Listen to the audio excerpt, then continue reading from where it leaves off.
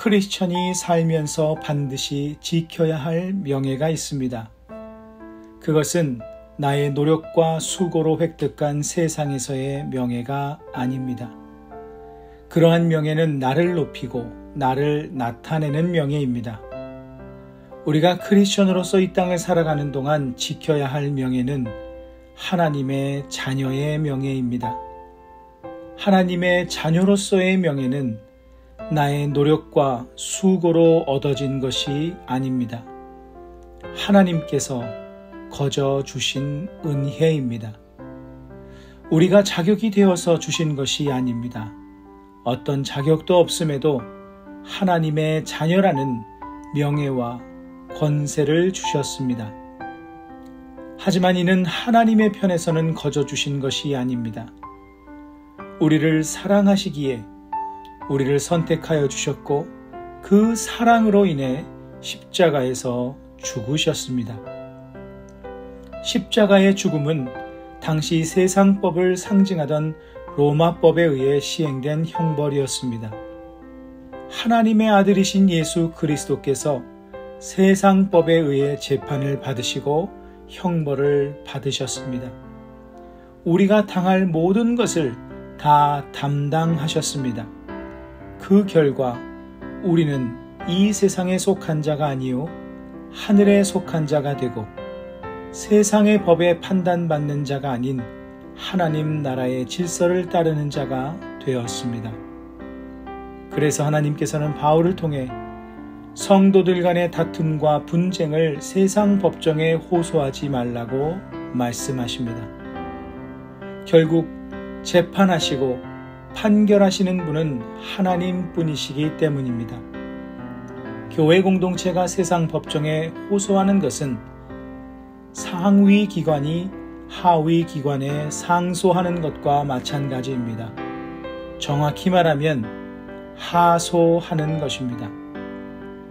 이에 대신 하나님의 백성들은 분쟁을 멈추고 남들을 향하던 시선을 멈추고 자신을 돌아보며 하나님 나라에 합당한 백성으로서의 명예를 지키는 삶을 살 것을 말씀하고 있습니다. 오늘 본문에는 하나님 나라에 어울리지 않는 죄의 목록이 열거되고 있습니다. 미혹받음, 음행, 우상숭배, 간음, 탐색, 남색, 도둑질, 탐욕, 술취함, 모욕함, 속여 빼앗음이 바로 그것입니다. 그런데 이 세상에 누구나 이런 죄들로부터 온전히 자유한 사람은 없습니다. 악한 마음만 품어도 죄를 지었다고 말씀하시는 예수님의 말씀에 의하면 모든 사람은 이러한 죄의 목록으로부터 자유하지 못합니다. 즉 우리의 본 모습이 이러한 죄악 중에 있던 자이며 지금도 스스로 우리의 의로움과 정결함을 자랑치 못할진대 다른 이를 비난하며 분쟁하고 다툼보다 오히려 자신을 추스리며 하나님 앞에 서는 일에 집중하는 삶을 살아야 할 것입니다. 그러므로 자신을 돌보지 않고 서로 다투며 분쟁하는 것은 교만한 모습일 수밖에 없고 주님께서 주신 은혜를 가볍게 여기는 일이 될 수밖에 없습니다. 하나님의 자녀는 하나님 나라의 유업을 받을 사람들입니다. 이 세상에서의 삶은 그 유업을 받을 자로서의 본분과 명예를 지키는 삶이 되어야 할 것입니다.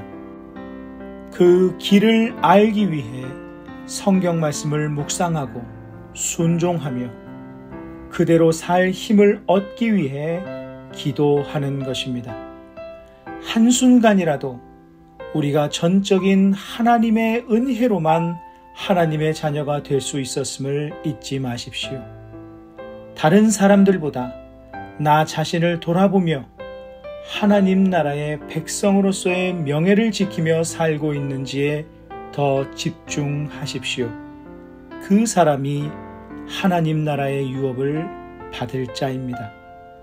오늘 말씀을 기억하시며 기도하는 시간을 가지십니다.